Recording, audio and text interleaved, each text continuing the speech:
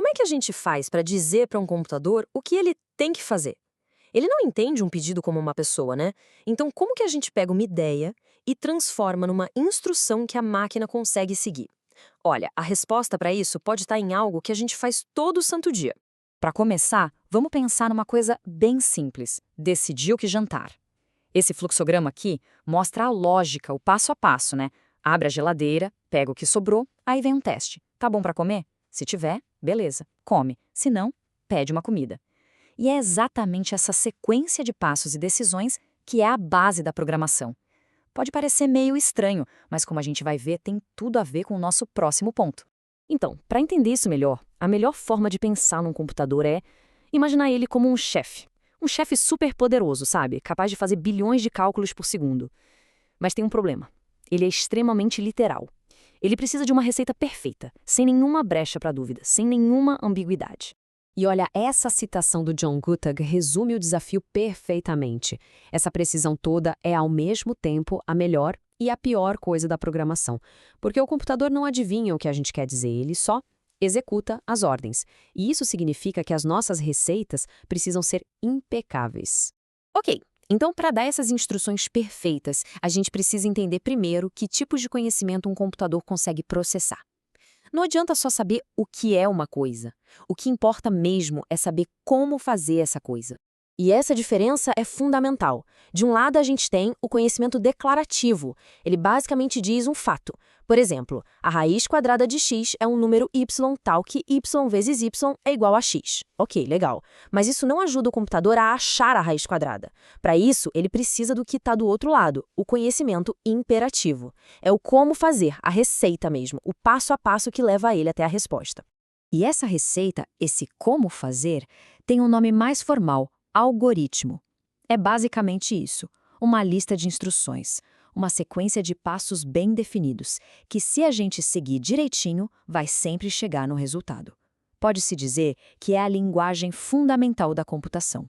Beleza, então se um algoritmo é uma receita, que tal a gente ver isso funcionando na prática? Vamos pegar um problema matemático e transformar ele numa série de passos tão simples que até a nossa máquina superliteral consegue seguir. Essa analogia é a chave de tudo. Do mesmo jeito que uma receita pega ingredientes e se transforma num prato, um algoritmo pega dados de entrada e transforma numa solução. Vamos pegar um exemplo de verdade. O método de Aeron para achar a raiz quadrada. Digamos que a gente quer a raiz de 25. Primeiro, a gente chuta um número, sei lá, 3. 3 ao quadrado dá 9, tá bem longe de 25, né? Aí, a gente aplica o passo 3 para criar um novo chute um pouco melhor. E a gente repete esse processo de novo e de novo até o resultado chegar perto o suficiente. Isso é um algoritmo em ação. Simples, repetitivo e funciona. Ok, agora a gente tem a nossa receita, o nosso algoritmo. A pergunta é, como que a gente comunica essa receita para o nosso chefe literal? A gente precisa de uma língua que tanto a gente quanto o computador consigam entender. E é aí que entram as linguagens de programação, tipo o Python. Elas são as ferramentas, sabe? Dão pra gente as palavras e a gramática pra gente escrever nossas receitas de um jeito que o computador consiga executar sem erro nenhum.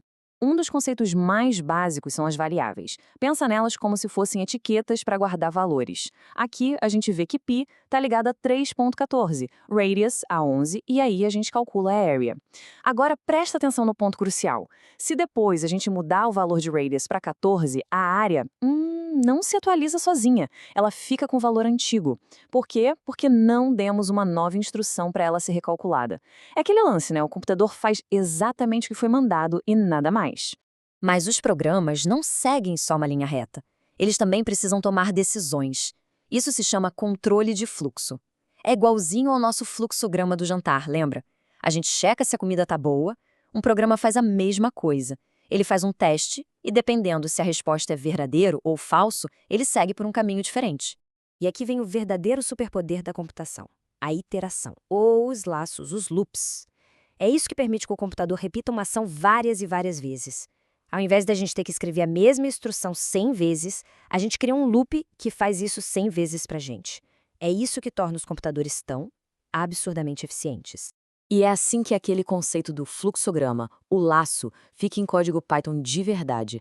Um loop while, que é enquanto, em inglês, diz para o computador o seguinte: Continue repetindo esse bloco de ações enquanto essa condição aqui for verdadeira. Nesse caso, enquanto o número de iterações for menor que um valor x. É assim que a gente transforma a ideia da repetição em código. Então, o que a gente tira de tudo isso? A questão é muito maior do que só aprender a programar. O negócio aqui é aprender um novo jeito de pensar.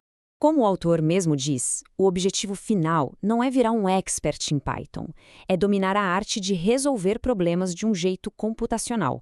Ou seja, saber quebrar desafios gigantes em passinhos lógicos e bem pequenos. E esse é o ponto. O tal do pensamento computacional é uma ferramenta mental muito poderosa. É a habilidade de enquadrar um problema e criar uma solução de um jeito que até uma máquina que é super literal consiga entender e executar. E essa é uma habilidade que vale ouro em qualquer área, não só na computação. Isso tudo nos leva a uma última pergunta para a gente pensar. Se fosse possível criar a receita perfeita, sabe, o algoritmo perfeito para qualquer problema, seja para otimizar uma rota de entrega, analisar dados médicos ou até mesmo para criar arte, que problema seria escolhido para resolver? As possibilidades realmente são infinitas.